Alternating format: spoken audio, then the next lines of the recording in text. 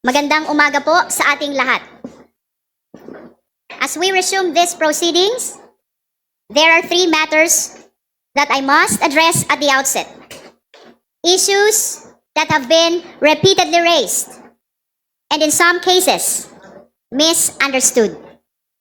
First, ang una kong babanggitin, this notion that we are already conducting a trial and therefore exceeding our jurisdiction.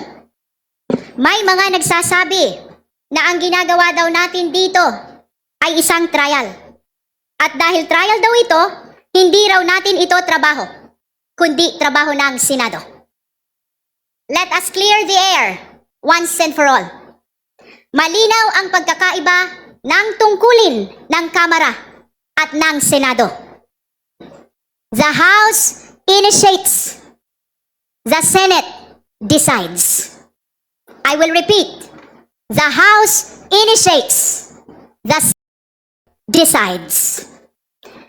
Under the Constitution, the House has the exclusive power to initiate all cases of impeachment. Ang papel natin ay suriin at alamin kung may sapat na basehan para dalhin ang kaso sa Senado. The Senate, on the other hand, is the impeachment court. Sila ang naatasang tumanggap ng kaso at magpasya kung guilty o not guilty ang isang opisyal. Ngayon, may kanya-kanya tayong proseso para magampanan ang ating tungkulin. Kung anuman ang tawag sa prosesong ito, hearing, inquiry, evaluation, o kahit ano pa, hindi iyon ang mahalaga. Ang mahalaga, malinaw ang tungkulin at malinaw ang resulta. Sa atin dito sa Kamara, to initiate cases of impeachment.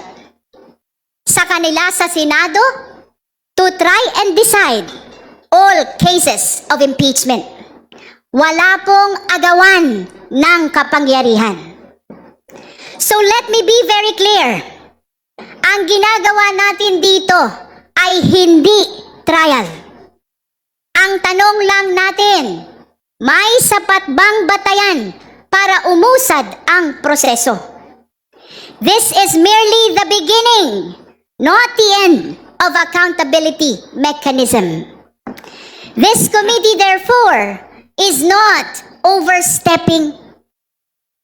We are not improvising. We are not experimenting. We are simply following the rules. Our rules grounded in the Constitution. Hindi ito fishing expedition. Hindi ito bahala na si Batman. Hindi tayo nangangapa. Alam natin ang hinahanap natin. Kung may probable cause ba o wala. At malinaw sa atin, hindi natin inaagaw ang kapangyarihan ng Senado na magpasya kung guilty o not guilty ang opisyal. At ano ang gumagabay sa atin? Hindi lamang batas, kundi ang tiwala ng taong bayan. Hindi lamang teknikalidad, kundi pananagutan. Esteemed colleagues, beloved countrymen, kung puro legal na usapin lamang ito, sa Korte Suprema sana ibinigay ang kapangyarihang ito. Esteemed colleagues, beloved countrymen, kung teknikalidad ang importante, sa husgado sana ibinigay ang kapangyarihang ito. Pero hindi. Ibinigay ito sa Kamara. Ibinigay ito sa atin dahil tayo ang kinatawan ng sambayanang Pilipino. As I said earlier, we have the exclusive power to impeach. At ang ibig sabihin ng exclusive ay malinaw. Sa Kamara nagsisimula ang impeachment process. Sa atin ang unang galaw. Sa atin ang direksyon.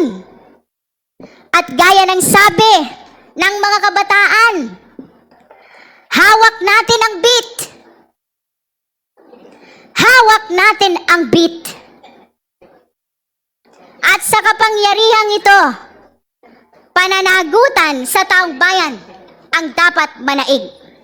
No other consideration must prevail except what is best for the country. Second, ito yung pangalawa na kailangan kong banggitin. There is this claim that the country has so many other problems and that this is a distraction. Tama naman. Marami tayong kinakaharap. Sobra. Mahal na gasolina at bilihin. Mababang sahod. Kakulangan sa serbisyo. At ang tila walang katapusang korupsyon. But let me ask, does the existence of many problems mean we should ignore one specific problem? The committee can perform its duty while government continues to function. Multitasking ang ating gobyerno. At higit sa lahat, sa pagkakaroon ng problema, hindi dahilan para umiwas. Hindi dahilan para hindi sumagot. Mas makabubuti pa nga na harapin na ito ngayon kaysa patagalin pa. Kung may sagot, ilabas na. Kung may paliwanag, ibigay na. Tandaan natin, may mga akusasyon dito na hindi naman bago.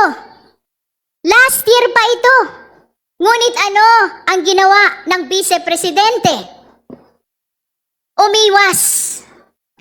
Nagtago sa mga teknikalidad. Ang sabi nga, not just once, but twice.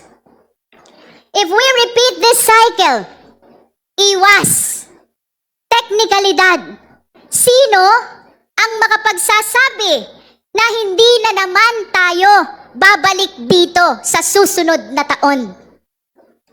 Kaya ngayon, sagutin na, linawin na, tapusin na. At kapag nasagot, lahat tayo ay malilinawan. Because hearings like this work both ways.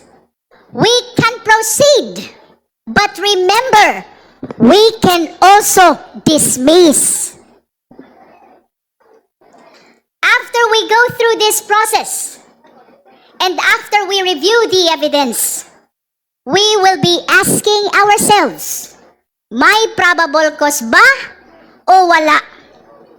Pwede nating ituloy, pero pwede rin nating ibasura.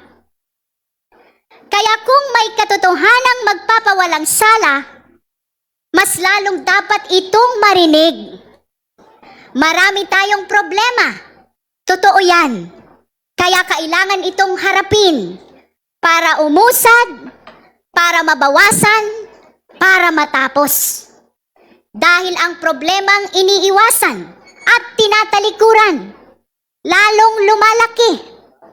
Para sugat na ayaw linisin, habang pinapatagal, lalong lumalala. Third, at ito yung panghuli na kailangan kong banggitin.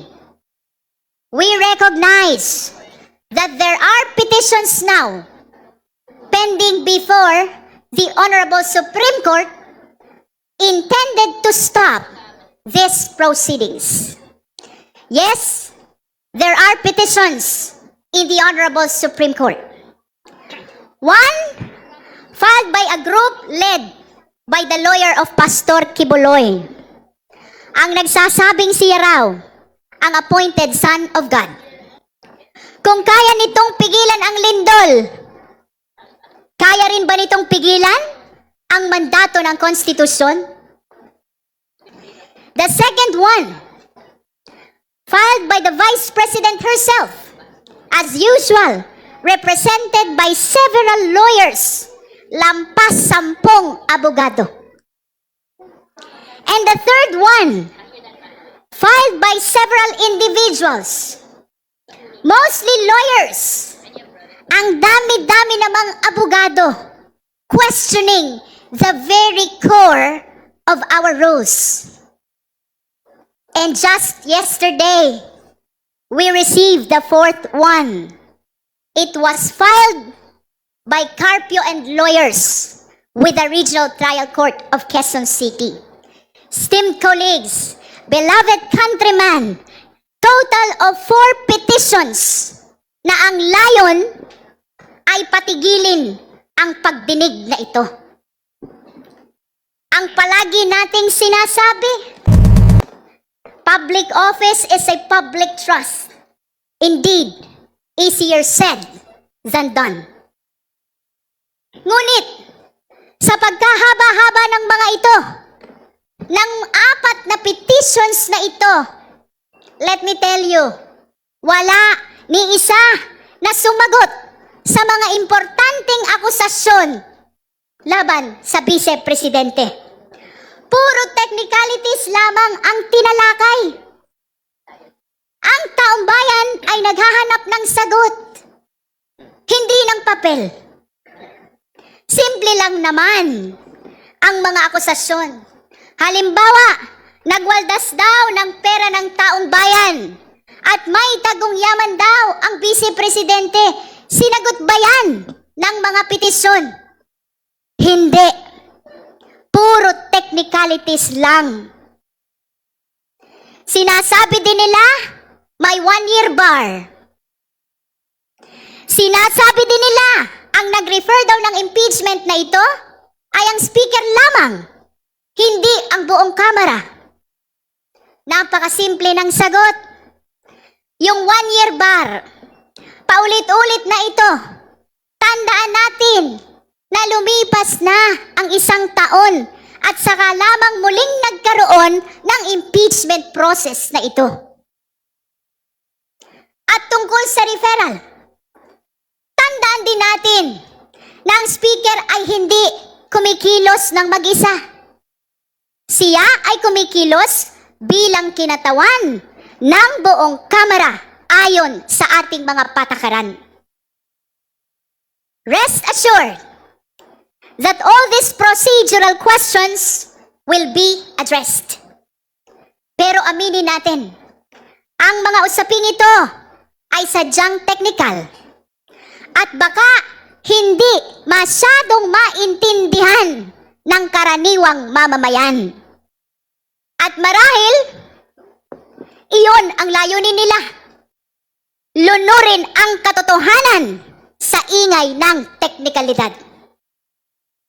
Habang nagdedebate ang mga abogado sa kagalang-galang na Korte Suprema, ang taong bayan ay patuloy na nagtatanong, nasaan ang pera?